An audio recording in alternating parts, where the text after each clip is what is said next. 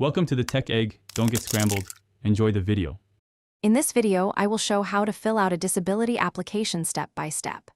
Gather your medical records, employment history, and identification before you begin so you can complete each section accurately and efficiently.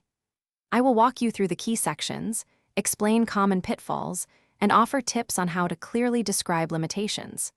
Stay with me, and you will feel more confident submitting a complete and organized application by the end. Start with accurate personal and contact information and double-check every spelling to avoid processing delays. Use consistent legal names and include any aliases or maiden names that appear on past records. Add a trusted friend or representative if you need help managing calls and paperwork. Make sure your mailing address and phone number are current so notices reach you quickly, and you can respond to requests without missing deadlines. Describe your medical and work history with clear, concise details to show how your condition affects your ability to work.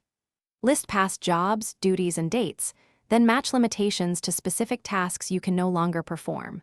Record treatments, medications, and test results with provider contacts so reviewers can verify information.